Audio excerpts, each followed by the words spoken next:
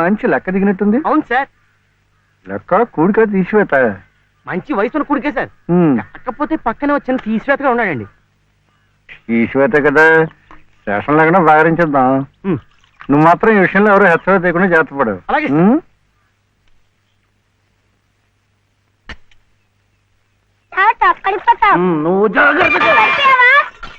అంతనే చేపట్టుకోమనే నాకు కూడా.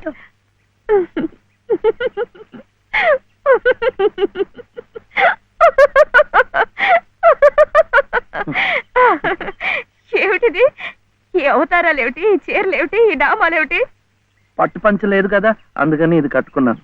ఇవాళ ముక్కోటి ఏకాదశి, నువ్వు కూడా నామాలు పెట్టుకో, గుడికి వెళ్దాం.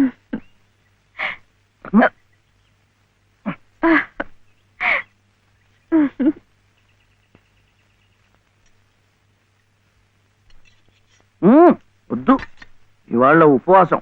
ఏమి తినకుండా ఉంటే ఎంత పుణ్యమో. ఇక ప్రతిరోజు ఏకాదశి, ఇంట్లో సరుకులన్నీ నిండుకున్నాయి. రోజు ఉపవాసం ఉంటే ఇంకా ఎంత పుణ్యమో. అమ్మాయి నాకు ఇప్పుడే ఆకలి వస్తుంది. వద్దురా వద్దురా, ఇది చూస్తే నాకు ఆకలేస్తుంది. మనం గుడికి వెళ్ళిపోదాం, అక్కడ సినిమాలు చూపిస్తున్నారట. భక్తి సినిమాలు చూస్తే ఆకలేదు. డబ్బు ఇవ్వక్కర్లేదు, ఊరికే చూపిస్తున్నారు. మొదటి సినిమా పాత సంపూర్ణ రామాయణం చూస్తూ నిద్రపోవచ్చు. చెప్పులేస్తూ డాన్స్ చేస్తారు. అట్లా వద్దు, పండగ రోజున అలాంటి సినిమాలు చూస్తే గళ్ళిపోతాయట. హరే రామ హరే కృష్ణ చెప్పిస్తూ ఉందాం అంతే. జపాలు చేస్తూ సినిమాలు చూస్తే ఆకలి తీరదండి. 2 పూట్లు గడిచే మార్గం చూడండి. ఏముంది, సరుకులు తెచ్చుకుంటాం, వండుకుంటాం. అదే, ఎలా తెచ్చుకుంటాం? డబ్బులు ఇస్తాం, తెచ్చుకుంటాం. డబ్బు ఎక్కడి నుంచి వస్తుంది? ఉద్యోగం చేస్తే వస్తుంది. ఉద్యోగం ఎవరు చేయాలి? నువ్వే. వీడేమో చిన్నవాడు, నాకేమో చదువు లేదు.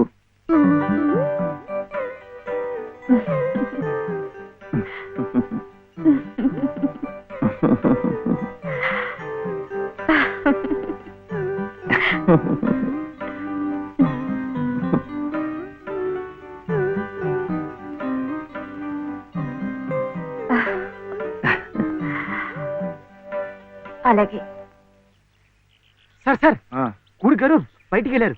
పెద్ద తీసేవాత చిన్న తీసేవాత మాత్రం ఇంట్లో ఉన్నారు. అయితే ముందు వీళ్ళని భాగరించేస్తాను, తర్వాత తిరిగి కుడుకు చేసుకోవచ్చు.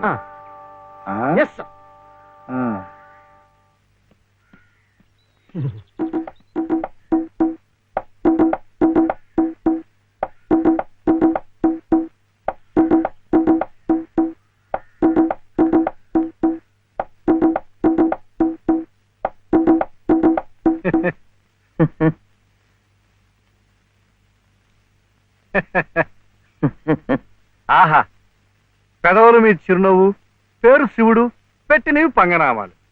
శివాయ విష్ణురూపాయ శివరూపాయ విష్ణవే.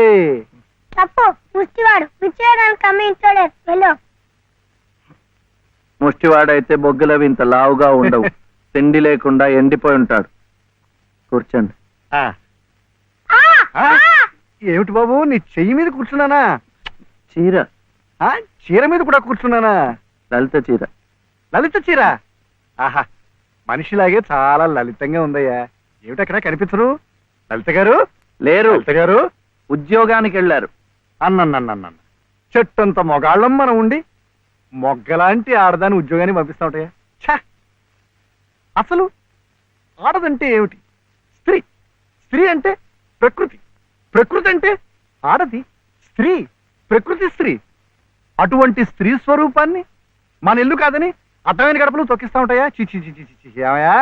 ఈ విషయం వినగానే మగ పురుషుణ్ణి నా తలే కాళ్ళ దాకా వెళ్ళిపోయింది. మరి నీ తల ఎక్కడి దాకా వెళ్ళిపోయిందో నాకు తెలియటం లేదు. తప్పే. పాపం లలిత చాలా కష్టపడుతోంది. కానీ నాకేమో చదువు రాదు, వీడేమో చిన్నవాడు. ఇవన్నీ అడ్డంకులు కావు, కాకూడదు, కారాదు. మగాడి ఏకైక లక్ష్యం ఆడదాన్ని పోషించడం. ఆ ప్రకృతి స్త్రీ ఆడదాన్ని సుఖపెట్టడం. ఇది నా థియరీయే కాదయ్యా. ఇంగ్లీష్ వాడు కూడా దొరసానమ్మల్ని పోషించుకోవడానికి బెగ్ బారో ఆర్ స్టీల్ అన్నాడు. బెగ్ ముష్టెత్తుకో, బారో అప్పు చెయ్యి. మళ్ళీ తీర్చలేం కదా. వద్దు, అందుకే స్టీలు దొంగతనం చెయ్యి. అమ్మో చెవిలో పెడతారు. కరెక్ట్, అందుకే ముష్టి బెస్ట్ అని ఫస్ట్ ను పెట్టాడు. తప్పు, ముష్టెత్తుకోకూడదు. కుర్రవేళకి అర్థం కావటం లేదు. పసజ్ఞానం. ముష్టెత్తుకోవడం తప్పులేదనమాట. ఇప్పుడు ఇప్పుడు ఇప్పుడు నువ్వు నాకు ఇచ్చావయ్యా. మీరు కూడా నాకు చాలా నచ్చారు. అయితే మీరు బాబుని చూసుకోండి, నేను వెళ్ళి ముష్టెత్తు. అమ్మమ్మమ్మమ్మ, సత్తు ఉన్న నిన్ను చూస్తే సత్తు పావలా కూడా వాళ్ళు వెయ్యరయ్యా. నీతో ఈ పసివాడిని తీసుకెళ్ళావనుకో, పాపం పసివాడిని 10 రూపాయలైనా ఇస్తారు. Child sentiment. ఈ ఏర్పాట్లన్నీ నేను చేస్తాను, కానీ ప్రకృతి స్త్రీని పోషించడం కోసం 2-3 గంటల దాకా తిరిగినా పర్వాలేదు. తిరుగు. నువ్వు నా కంటి ముందు సంగీత సాధన చేస్తున్నట్టే ఉంది. ఇంతలో ఎన్ని మార్పులు! శృతి తప్పకుండా ఆ రాముణ్ణి గానం చేసే నీ బ్రతుకు ఆ రామాలయంలోనే ఈ మలుపు తిరిగిందంటే అంతా భగవదీచ్ఛ. అంతా మన మంచికే జరిగిందమ్మా. బాబు కులాసాగా ఉన్నాడా? ఎక్కడా? ఆయన దగ్గర వదిలేసి వచ్చాను. మాస్టారు, మీరు నేర్పిన సంగీతమే నాకు ఉపాధి కావాలి. నువ్వేం కంగారు పడకమ్మా. నాకు తెలిసిన 4-5 ఇళ్లలో నీ సంగీత పాఠాలు ఏర్పాటు చేస్తాను, సరేనా?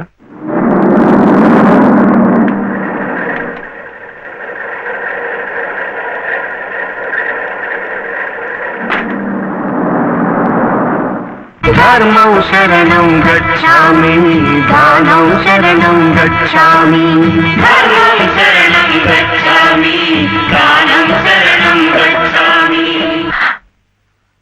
పాపం ఆ ముష్టి వాళ్ళకి వేద్దామని. బాలయ్య, ఏమమ్మా? వాడు వాడు నా మనవడయ్యా.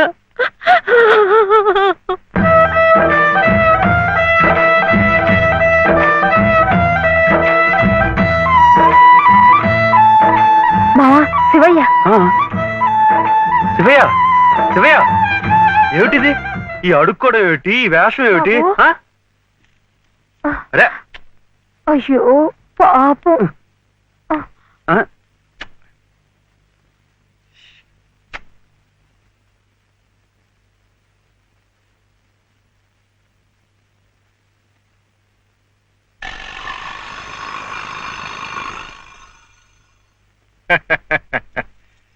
శివయ్య గారు వెళ్తూ నాకు ఈ తాళం చెవి ఇచ్చి వెళ్ళారు. అప్స్టేర్స్.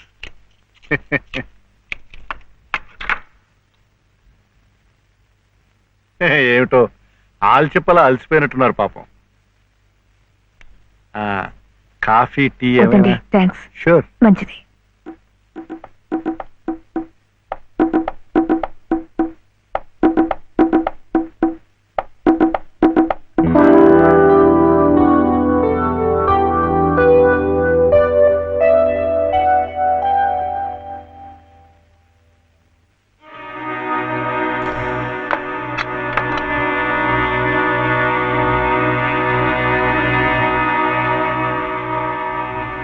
తీసుకోండి ప్లీజ్.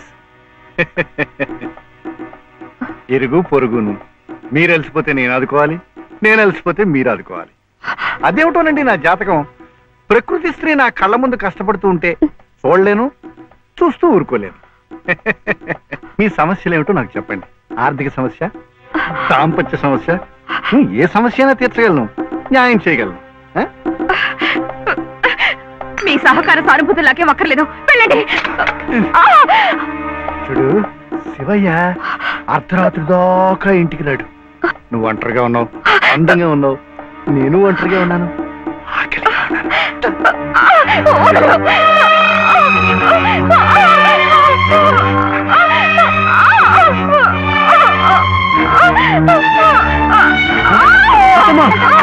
ఏమైందమ్మా? ఇప్పుడు కనిపిస్తుంది, వెనకాల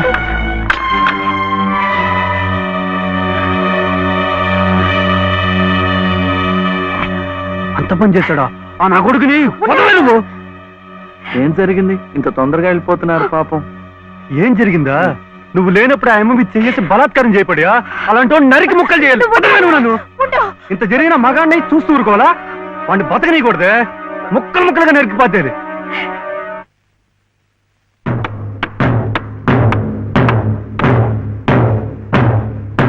ఎలా శివయ్య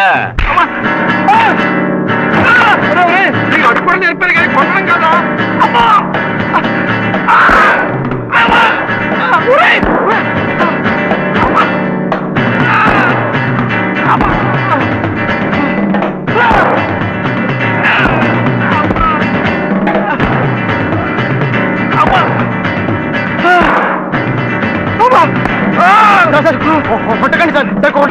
బాబాయ్ నన్ను చంపించాడు శివయ్య శివయ్య శివయ్య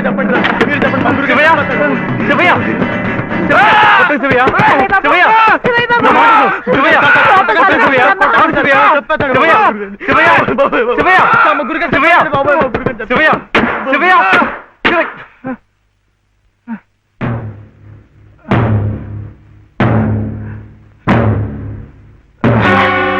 చచ్చిపోయారు బాబోయ్ మా గురు గారి చంపించాడు బాబోయ్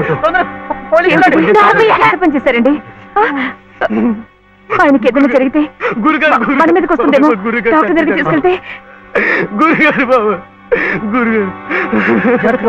గురుగారు చచ్చిపోయారా గురుగారు గురుగారు మా గురుగారు చచ్చిపోయారు గురుగారు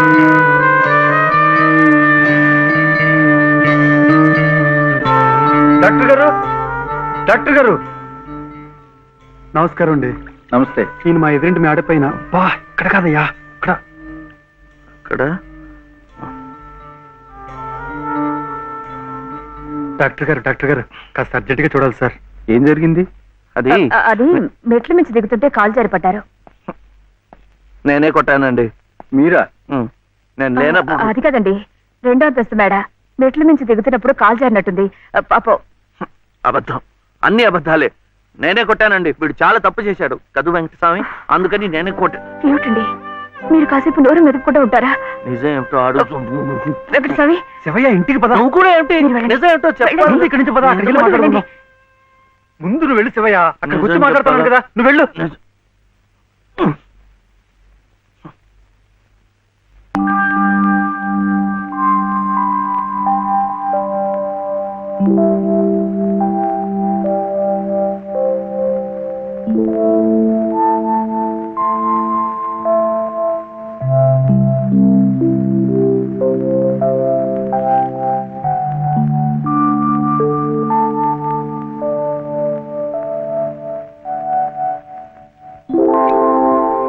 ఇక నుంచి నేను నిజం చెప్పాలా అబద్ధం చెప్పాలా?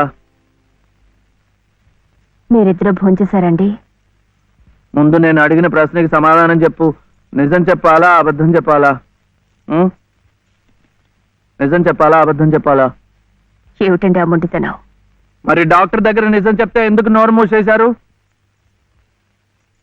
ఆ దుర్మార్గుడికి ఏదైనా అయిందే అనుకోండి, మీరే చేశారని జైల్లో పెట్టరు. అందుకని అబద్ధం చెప్పనా?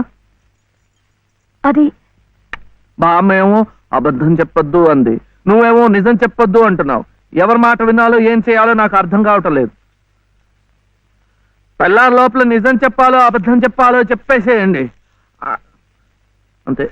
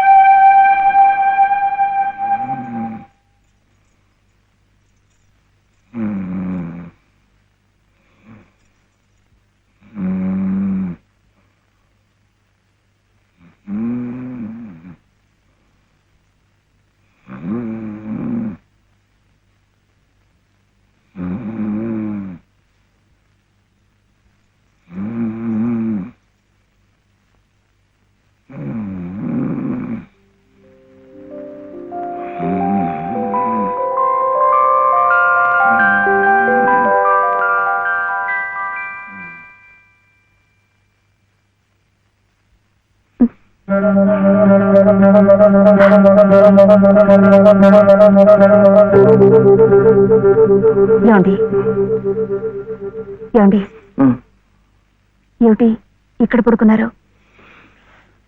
నిజం చెప్పనా అబద్ధం చెప్పనా? నిజమే చెప్పండి. బాబు పక్కంతా తడిపేశాడు, అందుకని ఇక్కడ వచ్చి పడుకున్నా.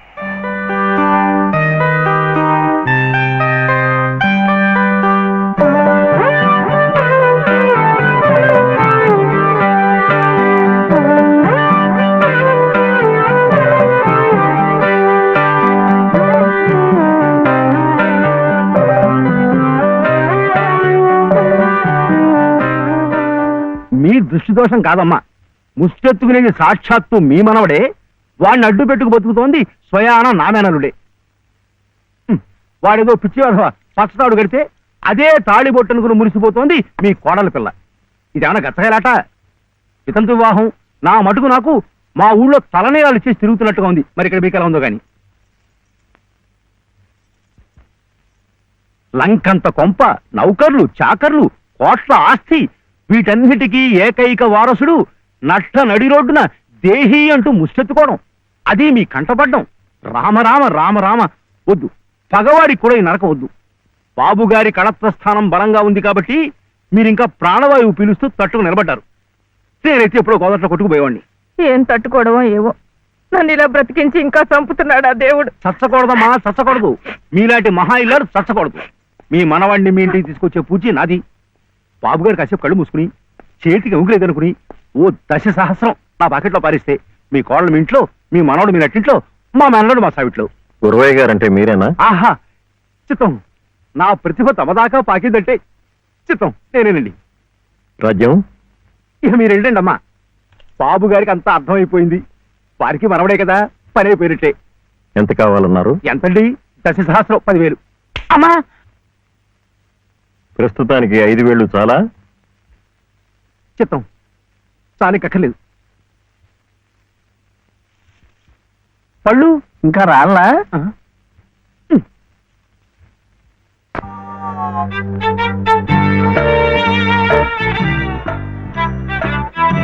అప్పుడేమో ఒకసారి ఒక అబ్బాయి వాళ్ళ అమ్మ దగ్గర వెళ్ళి నాకు 1 రూపాయి అడిగాడు.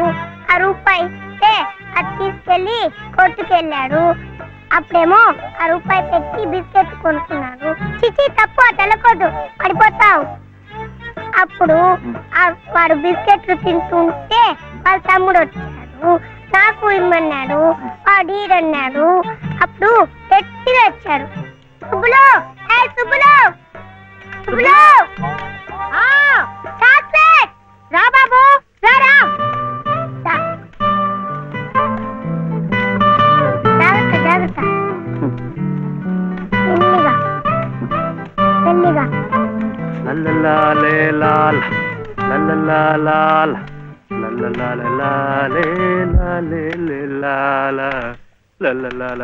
ఏ మర్చిపోయా నువ్వు? ఆడదానికి పని చెప్పి నువ్వు కూని రాగాలు తెస్తున్నావు. అరే నిన్నేనయ్యా, ఏందట గ్యాస్ పైన సోడా బుడ్లా పోతున్నావు? రాసేవాయి బాబు, నువ్వే న్యాయం చెప్పు. నా మెళ్ళో తాళిపొట్టు కట్టింది ఈ పెద్ద మనిషేగా. ఏమిటి, ఎందుకు కట్టాట? నన్ను అడగవే, నేను చెప్తాను. మధ్యలో ఆయనే అడిగేది. ఏ ఆయన లలితమ్మ మెళ్ళో తాళి కట్లా? ఏం శివయ్య బాబు, నాకు నీడగా ఉంటానని, తోడుగా ఉంటానని నా మెళ్ళో తాళి కట్టి నువ్వేందయ్యా చేస్తుంది? నన్నిట్ట పని మీద వదిలేసి నువ్వు దర్జాగా కూర్చుంటావా? ఊరి మీద పత్రాలు కడతావా? ఏం శివయ్య బాబు, మొగుడంటే ఇదేనా చేయాల్సింది?